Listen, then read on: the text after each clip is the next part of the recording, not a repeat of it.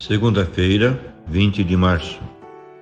Meu querido irmão, minha querida irmã, estamos entrando na sua vida e muito gostaríamos de entrar no seu coração para aí semear a palavra de Deus, que é sempre a grande orientação para a nossa vida.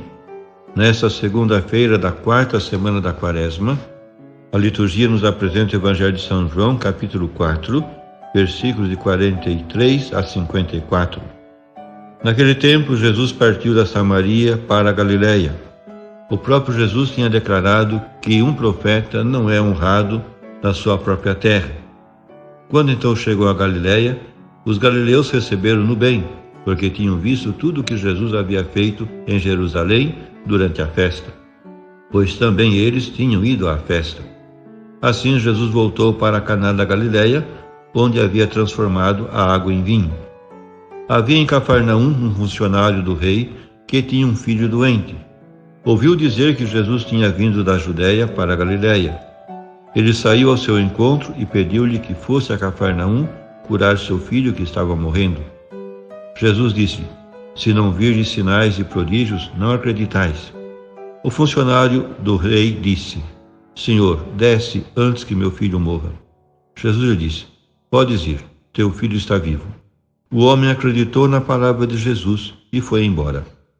Enquanto descia para Cafarnaum, seus empregados foram ao seu encontro, dizendo que o filho estava vivo. O funcionário perguntou a que horas o menino tinha melhorado. Eles responderam: "A febre desapareceu ontem, pela 1h. O pai verificou que tinha sido exatamente na mesma hora em que Jesus lhe havia dito: "Teu filho está vivo." Então ele abraçou a fé, juntamente com toda a sua família. Esse foi o segundo sinal de Jesus. Realizou-o quando voltou da Judéia para a Galileia.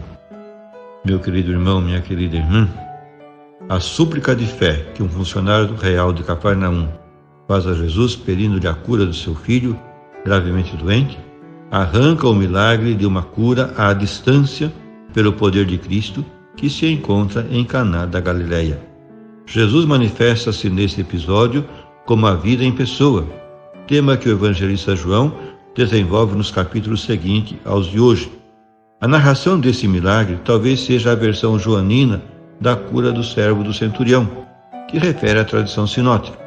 João dá-lhe todo o realce de segundo sinal de Jesus em Caná, onde antes tinha convertido água em vinho.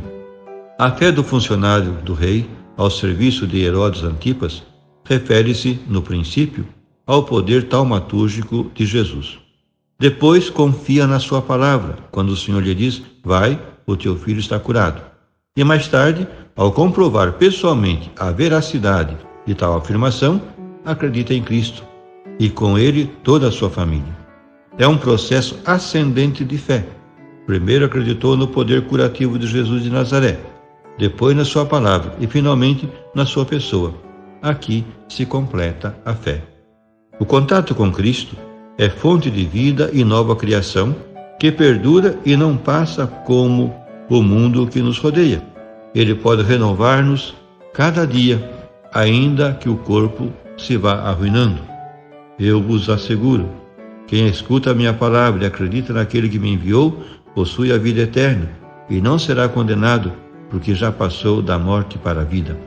Com os seus milagres, como o de hoje, que eram os sinais do reino, Jesus demonstrou o seu poder não só sobre a doença, mas também sobre a morte, o inimigo número 1 e sempre vitorioso sobre a vida do homem. Porque Cristo ressuscitou dentre os mortos, a morte não tem mais a última palavra, mas a vida e a salvação de Deus para o homem que o aceita pela fé e pelo batismo. Cristo entregou a sua vida pela causa do homem, e o que deseja é tornar-nos participantes da sua vitória definitiva sobre a morte, isto é, da sua própria ressurreição, que nos abre as portas da felicidade sem limites. Por fim, rezemos. Como te louvaremos, Senhor Deus da vida, se tirando o véu da tristeza que cobria a terra, mudaste a noite em dia com a ressurreição de Cristo. Na manhã de Páscoa criaste o céu e a terra novos, habitados por homens e mulheres livres. Cristo venceu o pecado, a doença e a morte. e participamos da sua vitória pela fé e pelo batismo. Concede-nos, Senhor, que nos preparemos para a Páscoa próxima, mediante uma vivência profunda da opção batismal, e renova o nosso coração convertendo-o à esperança e ao amor gratuito que se entrega sem interesse nem medida.